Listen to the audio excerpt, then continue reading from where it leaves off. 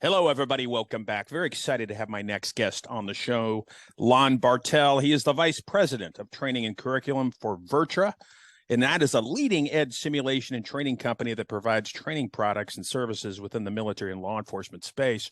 We're going to talk about the amazing work he does for our first responders. But first, Lon, tell us about your background, brother. I did a little over 20 years as a cop here in Arizona. Thank you for your service. Thank you, man. I come via law enforcement, a little bit different route. My actual background, sports medicine, my bachelor's degree, exercise sports science, my master's degree in applied exercise phys, and then I'm certified through a bunch of organizations like National Strength Conditioning Association, National Academy of Sports Medicine.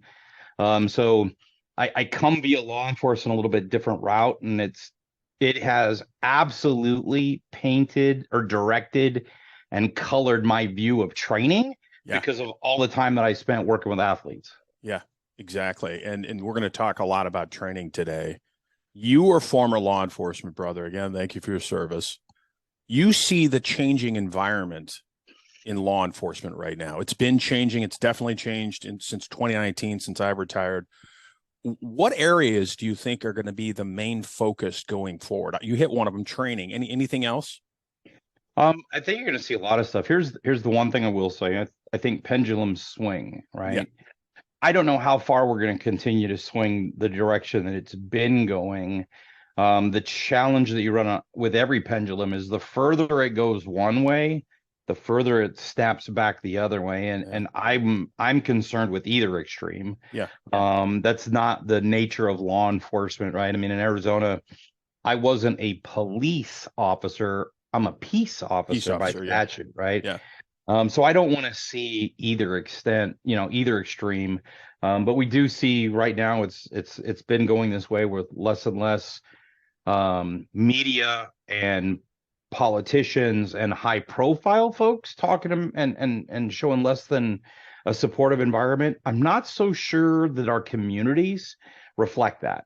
Yeah. I talk to a lot of folks that the communities, especially communities that are hit with the highest amounts of crime, they want cops there. Exactly. I still see that. So, I know we're at least at the show floor. I'm going to call it the show floor because that's the media and the politicians and everybody that have all the clout within a social media space, less than supportive in general. But I'm not so sure society as a whole feels the same way. Yeah. I do think that you're going to see more and more backlash as we see more and more stats on what happens when you start pulling out police service, when you start showing that you don't support the police. I don't know of any large agency as of right now that isn't struggling to actually hire because people don't want to get into the field. I got family members, that are working in Phoenix PD, and I got friends still from the department where I retired, and I hear from them on a routine basis. I didn't get into the job because of money. I mean, I made money other ways. I had no problem making money. Mm-hmm. I got into it because it was a calling. I believed in it. And, you still have people that are doing that, but it's getting harder and harder when, at least on the show floor, and that's where I'm going to keep saying it, you just don't see the same level of support. Yeah. So I'm hoping that changes eventually, and we start going back to, actually supporting publicly and in print and in news media, supporting our law enforcement officers all the way across the country. Yeah. Training definitely, I think, is going to change. I hope training changes the right way. That's one of my big pet peeves. What do you mean by that, Lon? Training the right way? So there's a group called IADLEST, International Association of Directors of Law Enforcement Standards and Training. They're all the post directors. Myself, Force Science, some other people. We helped write an electronic document for them on the science behind training, and that's my passion. That's my love. When I got into the academy, I really thought that I would see everything that I knew about training skills from my academic work and my work with athletes, because there's so much money, there's so much research, so much time about teaching skills in tense, uncertain, rapidly evolving situations of sport that just also happens to coincide with law enforcement. And there was so much of it there. And I figured when I hit the academy, everything that I saw and everything I knew about training these type of skills in high arousal, high anxiety type events, I would see in the academy. Not at all. I saw behavior skills training methodology that we said, hey, look, in the 70s, it's less than effective. So I'm like, all right, I'll get through the academy and I'll get into AOT, advanced officer training. When I get into AOT, then I'm sure all of this science that's behind sports is going to be here, because we're talking about people's lives. We're not talking about a ring, a belt, a trophy. We're talking about people's lives. Exactly. I get into AOT, I still don't see it. It wasn't until I got involved in the SWAT community, and I'm one of the guys that started the state SWAT association, the Arizona Tactical Association back in the day. It wasn't until I started getting the SWAT training where I started to see it. And a lot of reasons why is because our tier 1 groups actually have sports performance coaches that are attached to them. And you see them altering how the training is done to coincide with what the science says. Sure. So a lot of those folks then get out, either go into law enforcement, get out, start their own training companies. And you start seeing bits and pieces of what we know about sport to actually trickle in. So when I say I hope I see the change, what I hope is you see the changes in the way that it's done, not just, well, just throw more training at it. Because more inefficient training, more horrible training is not better. Good point. It's better quality training that we need. And I'll give you, a couple of examples. If I'm sitting at a podium and I'm pontificating, that ain't training. It's education. I'm lecturing. Number one, I don't know if you learned anything, but we talk about no measure. But we talk about training. Yeah, we're talking about implicit tasks and skills. We're not talking about being able to regurgitate some type of explicit information. Hey, I want you to, read from Shakespeare, right? Okay, that's explicit information, but doesn't mean that I have the ability to do a task or a skill. I can read the policy. I can tell you what the policy says. Doesn't mean that I have the ability to apply the concepts of the policy in a tense, uncertain, rapidly evolving situation. You do that by building those contextual environments, critical, and then actually engaging and doing that. And having the right people doing that, correct? Yeah. One of the things that I get to, I still do a lot of teaching. Not only do all the stuff that I do with VirTra, I also teach for one of the largest or the largest manufacturer of force-on-force equipment in the world. And then I help teach Force Sciences Method of Instruction course, which deals with a lot of the science that you and I are kind of talking about right now. And it's amazing to me as I go across the country just how little what we really see when it comes to instructor development in teaching these critical tasks and skills. I talk to officers on a routine basis, and I speak to the illusion of learning. I got trainers that have no idea what the illusion of learning is. I'm going, okay, well, short version, and I'll use a tennis application. If I'm your tennis coach and I send a ball to you so that you're going to do a forehand return over and over again, forehand return, you start looking good because you know where the ball is. You've already processed the solution, and now you're going to do the solution. Process it, do it. You're giving me the solution to the problem that you've already solved. But that's not law enforcement. Yeah. I mean, we really function in a decision skill world, right? So experts know where to look, teach cops where to look, and teach them how to interpret that information and then make decisions. And I don't get me wrong, I was a competitive shooter. I love shooting. I have a blast doing it. But I don't have to have people that can shoot dimes if I have people that know how to read the environment and can make a decision absolutely when to shoot or when not to shoot, even if they shoot groups like this. Yeah, absolutely. I just did a presentation up at LEAP as part of SHOT Show, Law Enforcement Education Program. And I'm like, look, I grew up as a hunter with my grandfather listening to Johnny Orton in his Ford F-150 pickup truck looking for deer. And my grandfather could not shoot dimes. My grandfather was blind in one eye because he got kicked with a boot. but he could see a buck's rack and knew how to find deer like a pro. He never got skunked because he knew where to look and how to interpret the information. I was a better Absolutely. shooter than he was. I got skunked all the time. But the bigger picture is what you're talking about. Yeah, it's we get so fixated on the skill, but the reality is what we do is more so about C, and this, you know, this is something that's covered in the MOI class, and it's a concept of constraint led training. See, plan, do. You got to be able to figure out where you should be looking, understand what's important, be able to filter it out, make the plan, and then carry it out. But we love focusing on the do. You know, we love focusing on, well, I'm going to draw and fire 2 rounds and draw and fire 2 rounds and draw and fire 2 rounds. And I'm like, yeah, you're standing upright. Your And hair it's a is static, perfectly... and it's a static environment. No decisions to make. No decision to make. Pump in adrenaline in life and death scenarios, and then it changes the ball game. And in perfect conditions, And which is not what happens. Yeah. Yeah. So when I say I want to see the right training, it's not just a matter of more. You can actually get into the science behind it. Science is pretty clear.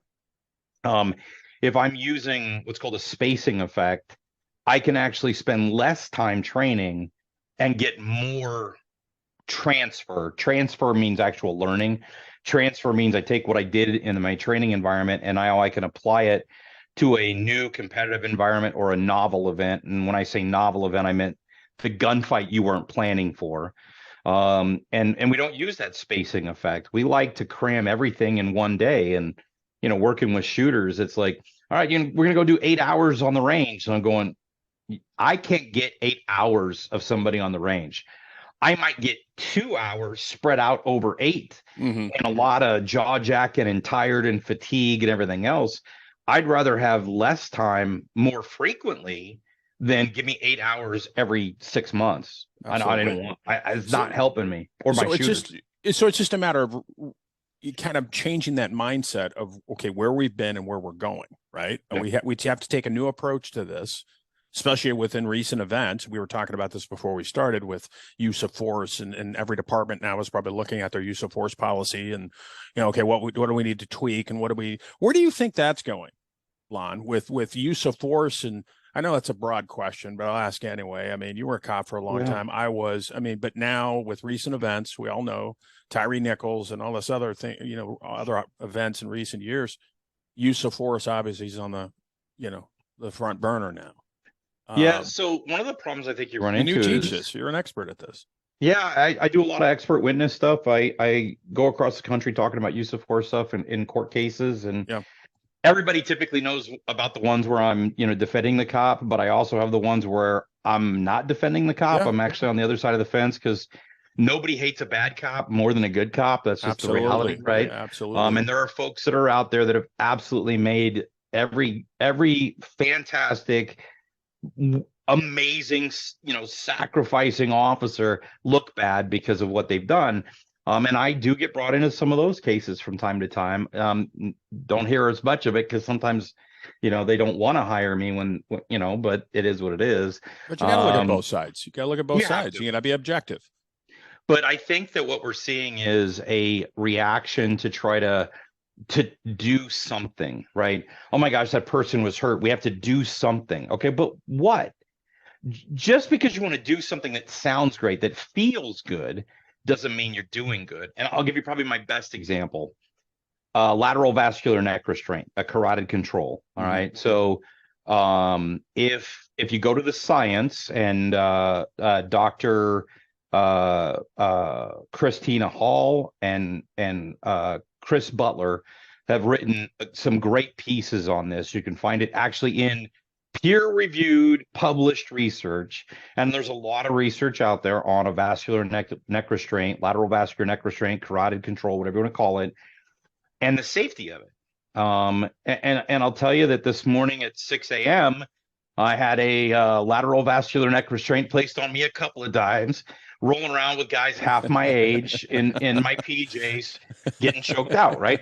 So my point being is you have so many of these events all across the country in a competitive environment where it, you know, safe outcome. The research and the science says it's a safe outcome. But, oh, we've got to do something. You know, he choked that guy. Hold on. Don't confuse creating an environment within the physiology where the person loses consciousness with strangulation. And people like bringing it all together. And we start seeing, you know, George Floyd. Oh my gosh, look what he did. He was on that guy's neck. Show me the video where he's on the guy's neck, number one. Show me where the airway's compromised in any way, shape, or form. But what was the big call, right? 8 can't wait. You got to ban the lateral vascular neck restriction. We got to ban that. Okay, what fills the void? You pull you pull something out that has been effective. If you go to Kansas City and the Lindell method, they've been using a lateral vascular neck restraint. I think it's for over 45 years, and they've collected the data.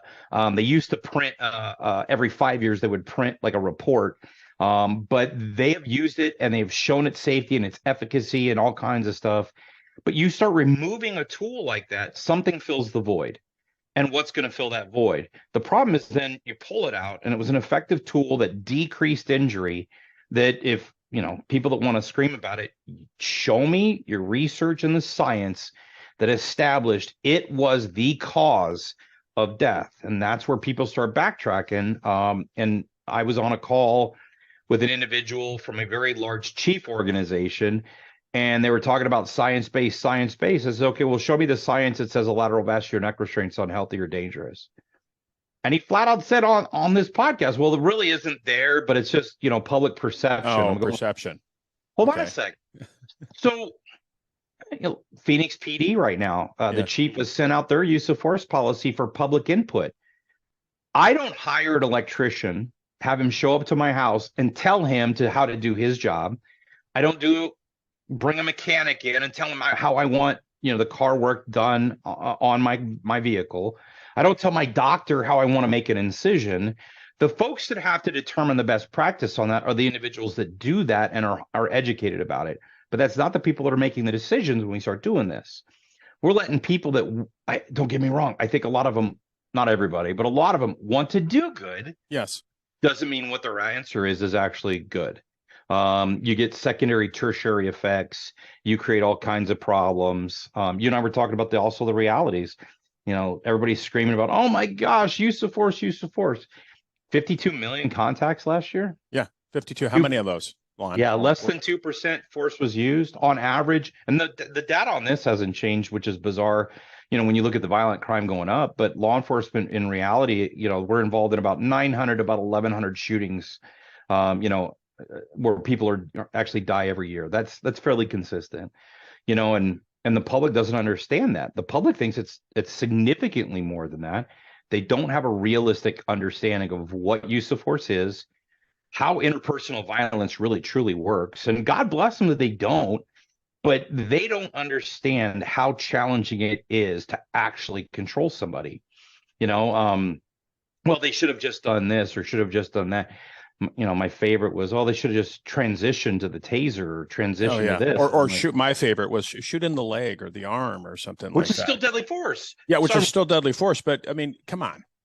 So I shoot somebody in the leg. I hit a femoral artery. He bleeds out anyway. Yeah. Or I miss, and it becomes a to whom it may concern.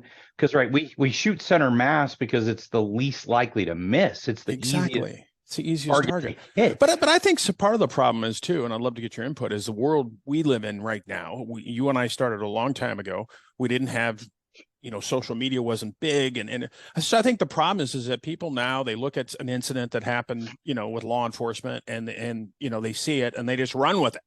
And then the worst thing is that you got the media now that play a huge factor in stoking these fires, in my opinion. Not all the media, but you know what I mean, some of them. And it just stokes the fire that every cop is out there. They're not trained, which infuriates me. Cops are trained. Do we need more training? Do we need to tweak our training? Better training? Absolutely. But this whole notion that you go to the academy, you get a badge, you're sworn in, and you're off on the street with no training, it's friggin' ridiculous. It irritates me. Yeah, and you know, there is a part that I understand, and let's talk about that. So Your average person watching news at channel, on channel whatever, right?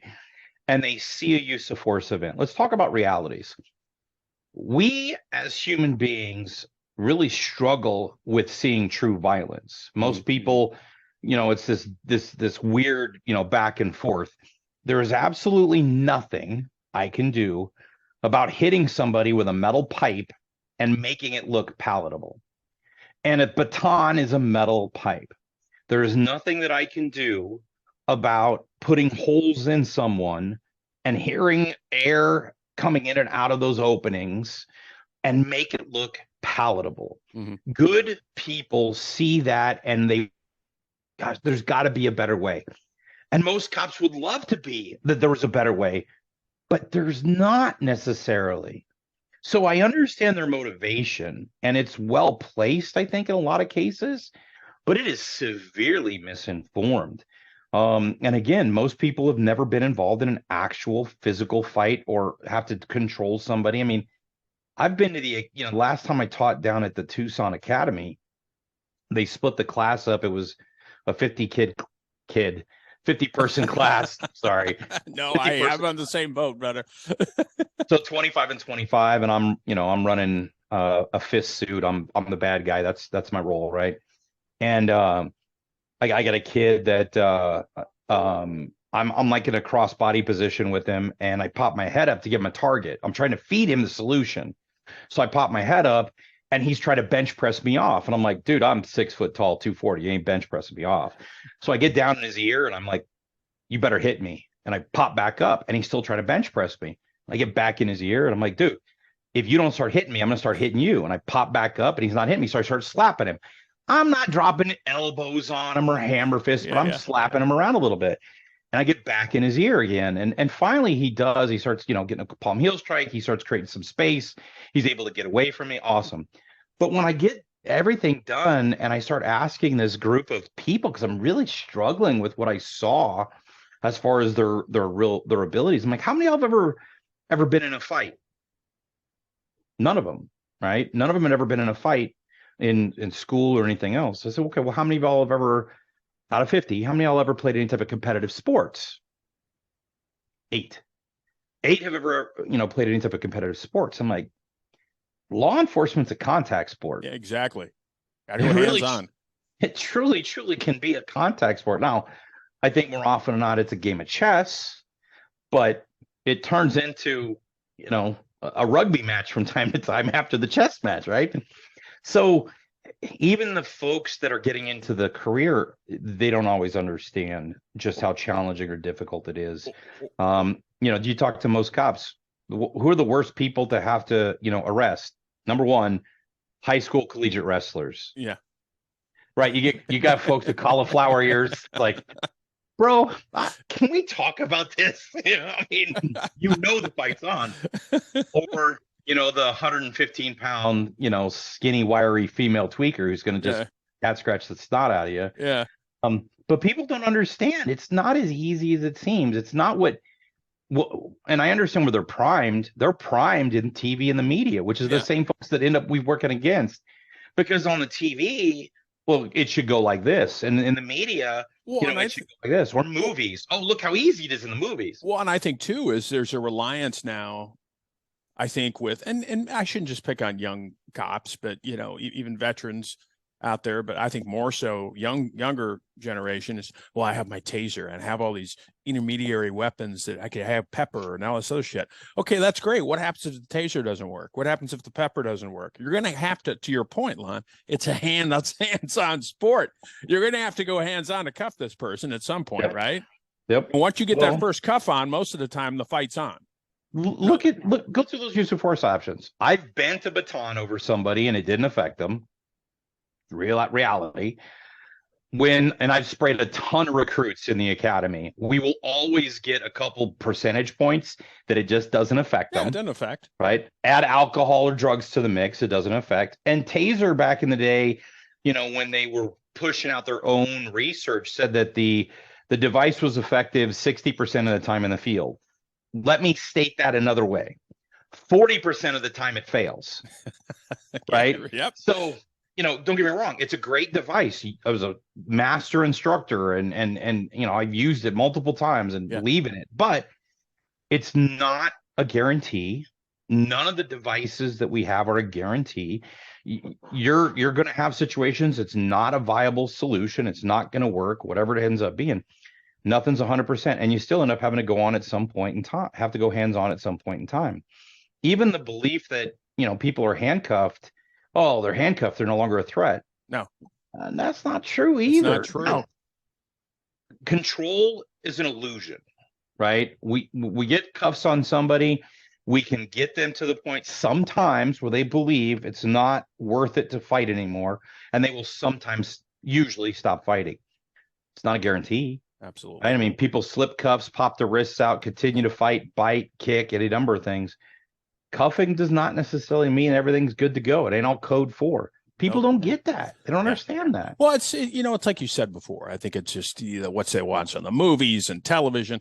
As well as I do, half the people that know about what law enforcement do on a daily basis, they get it off these television shows. Like a third of cop or shows out there are like cop forensic shows, which I'm not, saying they're bad. I'm just saying that people look at that. It's like the CSI effect. You've heard of that before, right? Oh, yeah. Where, how come you can't lift this print off this brick right here? They did it off CSI Miami. That's what I watched the other day.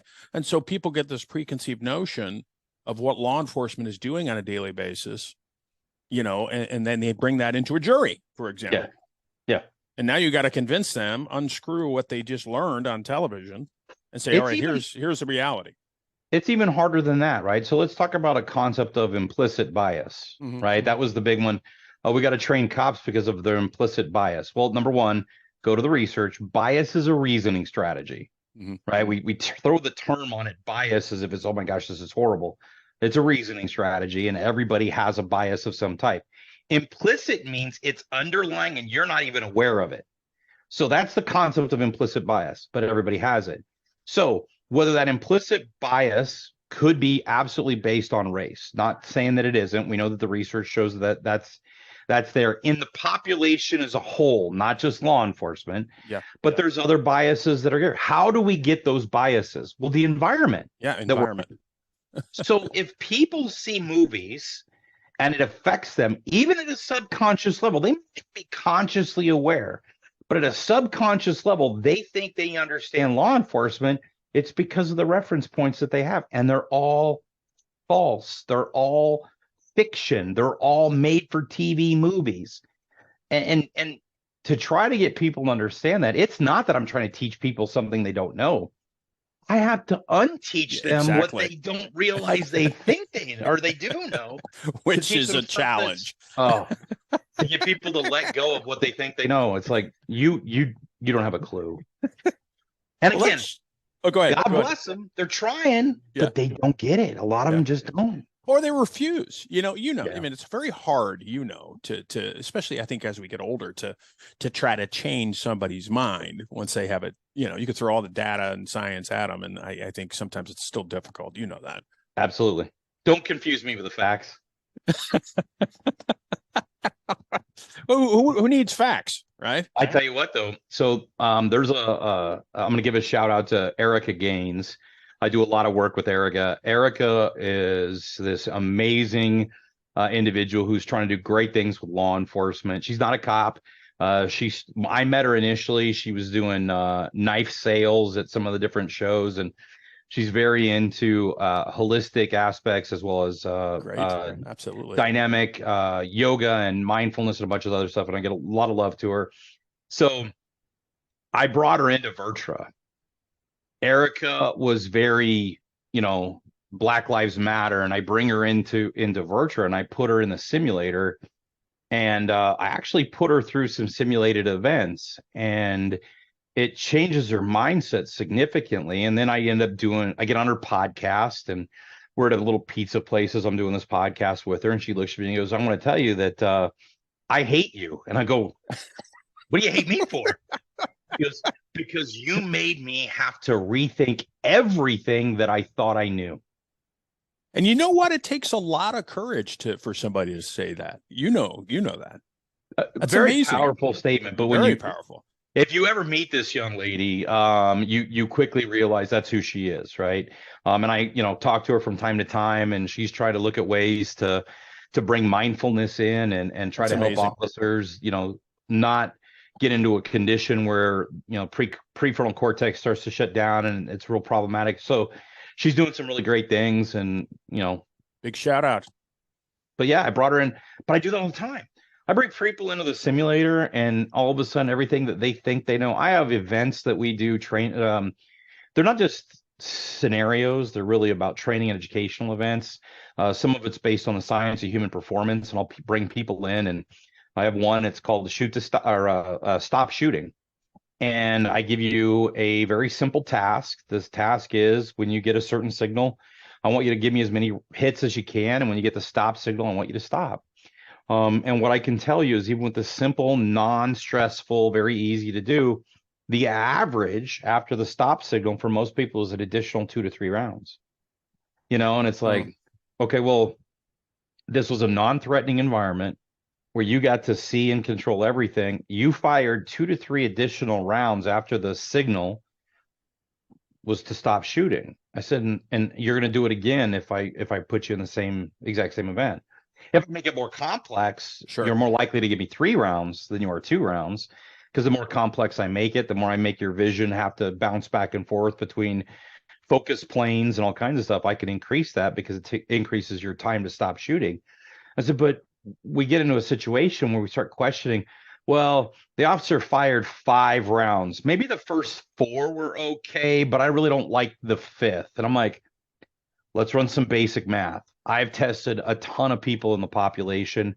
Most cops, most people can run a Glock trigger, and they can cycle the trigger every 0.2 to 0.25 seconds. That research is clear. I've got published research on it. Dr. Lewinsky and crew's got published research on it. There is tons of information on it. So think about it this way. 0 is my first round after the stop signal. I can get 0, 0.2, 0.4, 0.6, 0.8, 1. Right? So at a 0.2, I can fire 6 additional rounds in a second. Yep. Second. Yep. But when I start asking people, let's say it's 0.25, right? So then you had 0, 0.25, 0.5, 0.75, 1. So 5 rounds. Make the math easy. And I've done public events where I've asked people, hey, how long do you think it takes an officer to fire 5 seconds? I will get people that will say 15 seconds. I'm like, no, not even close. Not even close. I mean, and I've got video of people running 10 rounds from a low ready position in 2 seconds, all center mass hits. Right. And I'm like, these are the realities. And when you're shooting to protect your life, I would argue probably closer on the faster end of the scale. I was going to say, yes, especially when the adrenaline's pumping and it's life and death. You're unloading. Probably the fastest I've ever tested, John Murray, which I've known John for a long time. John was running 0.15s to 0.16 as far as he was cycling on the trigger. And I'm like, do that math. Jesus. So the system, talk to, for the listeners out there, Lon, again. So VirTra, this is what they do. They build these, you have a system. Yeah. You have this software that puts people, law enforcement, military, through these, scenarios and stuff to shoot, don't shoot scenarios, correct? Bigger than that. Yeah, it's bigger than that. So explain. So let's start with from the. Because I'm used to the old FAT systems. Remember those? This is that with a far greater science, and a lot more context. Yeah. So, my system, I'm going to take your weapon, your M4, your Glock, and I'm going to drop my recoil kit in it. So you're using your optic, your sling, your setup. It is not tethered. It is a wireless system.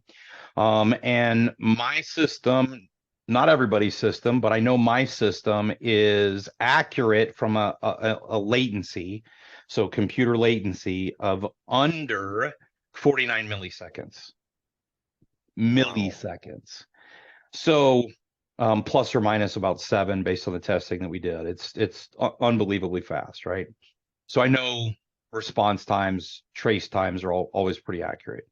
But working out, I also have your taser, because I take a real live taser and I drop our conversion kit in it, which is, 2 laser inserts, which means if you grab onto your X2 and your hand is too far forward when you activate it, you're going to snake bite yourself. Mm-hmm. So there's some realism in that component. Your OC spray, we actually take a modeled OC spray. We use our laser inserts in it, so that it's your devices. We don't run into Maslow's hammer, right? Where if all you do is give somebody a hammer, everything starts looking like a nail. I can give you everything. So I could do everything from, all the traditional, handguns that we have, all the way up to, well, we do make an RPG for the military, but that's a whole nother issue. Wow. But and accuracy wise, we've had it tested all the way out to 0.02 mil radian, which for my shooters out there, I don't know too many people that even can think more accurate than that. And that's working from the shooter out. One of the other things that I have that really brings it home is it's called the threat fire. And what it is it is a low dose remote controlled consequence device where I clip it on you. If you miss a threat angle because you're not paying attention, bad guy gets shot off. If you trip the IED and it detonates, if you get run over by the car, I can activate the system and I get a low-level electric charge that will get your attention to let you know that you messed up. It's your punishment. No, it's a consequence. It's device. A consequence device. I love it. It's kind of like getting hit in the love handle with a munitions round, right? You miss the angle. I like it. That's a great. I love that. Yeah, so it definitely takes things to a completely different level. In that there's a lot of realism the moment that I step you into that environment. Now, as we continue to work out, we film in 4K. We've been doing 4K for a long time. And then I've got everything from a single screen to a 5-screen system. You can kind of see one in the background. And I've got 300 degrees all the way around you, and I will project digital information. So, 4K quality information onto the screen. And then those screens become a synthetic environment. That environment can be a building search. It could be an active threat, active killer event. It could be a domestic violence event. It could be educational. So we built this incredible award-winning training program, and I mean award-winning and phenomenal in that, like the Utah's Attorney General's office literally mandated it for everybody. Our autism curriculum. So we built this entire autism piece with Southwest Autism Resource and Research Center, SARC, here in the Valley. And it's about teaching first responders how to interact and how to deal with people that are on the spectrum. Yeah. So it's an educational component, but there's also a behavior skills component where I'm going to call them mini scenarios where you have a role play event that takes place with somebody that's on the spectrum. And if it goes not a good way, I can rewind it and then give you another attempt at it so that you successfully are using the skills in dealing with somebody who's on the spectrum. And then, from these little mini events, we do have scenarios that go along with it. So it's not always about use of force. Sometimes it's about communication skills. We've got mental illness and de-escalation. Amazing, yeah. So there's a lot of other aspects that the simulator is being used for, more than just shoot, don't shoot. And you're right. Back in the day when you and I started, it was basic. I mean, it was archaic. Yeah, now, this is the next step up. This is next generation, and you just build off what you have right now to bigger and better in the future. Yeah, and we build the curriculum with it. So when I build like the SARC material, it's an entire course, and I have it submitted to IADLEST for certification.